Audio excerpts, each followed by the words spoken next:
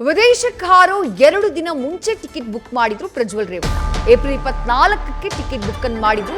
April 26ನೇ ತಾರೀಕು election ದಿನವೇ ವಿದೇಶಕ್ಕೆ ಹಾರಿದ್ರು ಪ್ರಜ್ವಲ್ ರೇವಣ್ಣ. ದೇಶ ಬಿಡುವ 2 ದಿನ ಮೊದಲು ಟಿಕೆಟ್ ಬುಕ್. ನ್ಯೂಸ್ ಫಸ್ಟ್ಗೆ ಎಸ್ಐಟಿ ಮೂಲಗಳಿಂದ ಲಭ್ಯವಾಗ್ತಾ ಇರುವಂತ ಮಾಹಿತಿ ಇದು. ಯಾಕಿದನ್ನ ಉಲ್ಲೇಖ ಮಾಡ್ತಾ ಇದೀವಿ ಅಂತಂದ್ರೆ, ಪ್ರಜ್ವಲ್ ರೇವಣ್ಣ ಅವರು ತಾವು ರಿಲೀಸ್ ಮಾಡಿರುವಂತಹ ವಿಡಿಯೋದಲ್ಲಿ ಮೊದಲೇ ಟಿಕೆಟ್ ಬುಕ್ ಆಗಿತ್ತು, ಕೇಸ್ ದಾಖಲಾಗಿರ್ಲಿಲ್ಲ, ಇದು ಪ್ರೀ ಪ್ಲಾನ್ಡ್ ಆಗಿತ್ತು ಅನ್ನುವಂಥ ಹೇಳಿಕೆಯನ್ನ ಕೊಟ್ಟಿದ್ರು. ಬಟ್ ಅವರು ಟಿಕೆಟ್ ಅನ್ನ ಬುಕ್ ಮಾಡಿದ್ದು ಕೇವಲ 2 ದಿನದ ಹಿಂದೆ.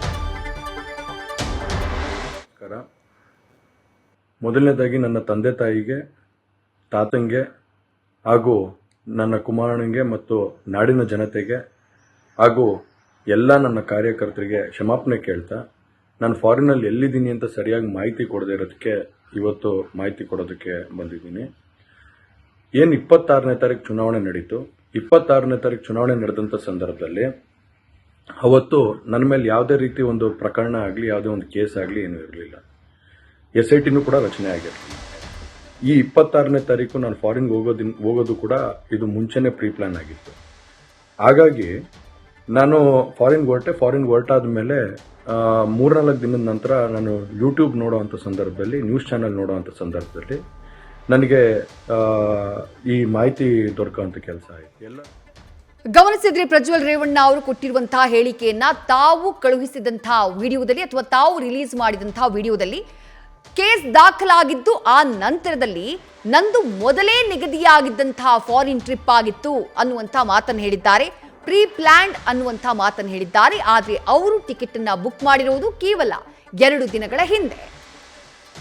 ಮತ್ತಷ್ಟು ಡೀಟೇಲ್ಸ್ ನಮ್ಮ ಪ್ರತಿನಿಧಿ ವಿಷ್ಣು ಪ್ರಸಾದ್ ನೀಡ್ತಾ ಹೋಗ್ತಾರೆ. ವಿಷ್ಣು ಪ್ರಸಾದ್, ಪ್ರೀ ಪ್ಲಾನ್ಡ್ ಆಗಿತ್ತು ಈ ಟ್ರಿಪ್ ಅನ್ನುವಂಥ ಮಾತು, ಬಟ್ ನ್ಯೂಸ್ ಫಸ್ಟ್ಗೆ ಲಭ್ಯವಾಗಿರುವಂತಹ ಮಾಹಿತಿ, SIT ಮೂಲಗಳಿಂದ ಲಭ್ಯವಾಗಿರುವಂತಹ ಮಾಹಿತಿ, ಟಿಕೆಟ್ ಬುಕ್ ಆಗಿರುವುದು ಕೇವಲ 2 ದಿನದ ಹಿಂದೆ.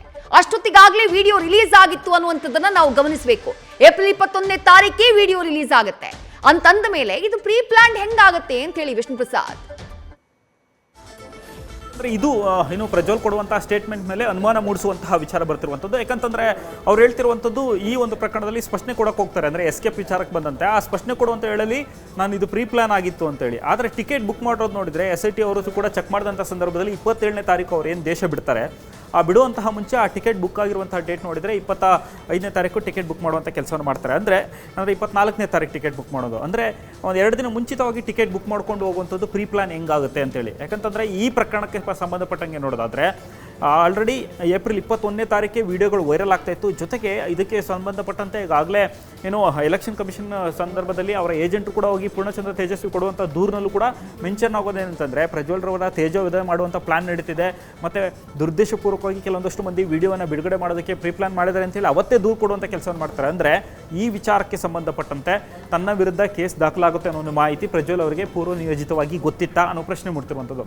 ಅದು ಗೊತ್ತಿದ್ದಂತಹ ಬಳಿಕ ನಾನು ಪ್ರೀ ಪ್ಲಾನ್ ಮಾಡಿ ಆಲ್ರೆಡಿ ಪ್ರೀ ಪ್ಲಾನಲ್ಲಿದ್ದೆ, ನಾನು ದೇಶಕ್ಕೆ ಹೋಗುವಂಥದ್ದು ನಾನು ಎಸ್ಕೇಪ್ ಮಾಡಿಲ್ಲ ಅಂತ ಹೇಳ್ತಿರೋದೇನು ನೋಡಿದರೆ ಎಲ್ಲೋ ಒಂದು ಕಡೆ ಇವ್ರ ಮೇಲೆ ಡೌಟ್ ಬರ್ತಿರುವಂಥದ್ದು. ಅಂದರೆ ಈಗ ಸ್ಪಷ್ಟನೆ ಕೊಡುವಂತಹ ಬರದಲ್ಲಿ ಈ ರೀತಿ ಹೇಳಿಕೆ ಕೊಡುವಂಥ ಕೆಲಸವನ್ನು ಪ್ರಜ್ವಲ್ ಮಾಡ್ತಿದ್ದಾರೆ ಅನ್ನೋ ಪಾಯಿಂಟ್ ಉಲ್ಲೇಖ ಆಗುತ್ತೆ. ಜೊತೆಗೆ ಇನ್ನೊಂದು ಪ್ರಮುಖವಾದಂಥ ಅಂಶ ಏನಂತಂದರೆ, ಈಗ SITನಲ್ಲಿ ಕೂಡ ನಮಗೆ ಸಿಕ್ಕಿರೋ ಮಾಹಿತಿ ಪ್ರಕಾರ ಇದು 24ನೇ ತಾರೀಕು ಆಲ್ರೆಡಿ ಟಿಕೆಟ್ ಬುಕ್ ಆಗಿತ್ತು. ಅದಾದ ಬಳಿಕ 27ನೇ ತಾರೀಕು ಅವ್ರು ಹೋಗಿರೋದು ನೋಡಿದರೆ ಇಲ್ಲಿ ಅವರು ಕೂಡ ಈ ಸ್ಟ್ಯಾಂಡ್ ಏನು ತೊಗೊಂಡಿದ್ದಾರೆ, ನಾನು ಪ್ರೀ ಪ್ಲಾನ್ ಆಗಿ ಹೊರಟಿದ್ದೆ ಅಂತೇಳಿ ಅದು ಸಾಧ್ಯತೆ ಇರುವಂಥದ್ದು ಇದೆ.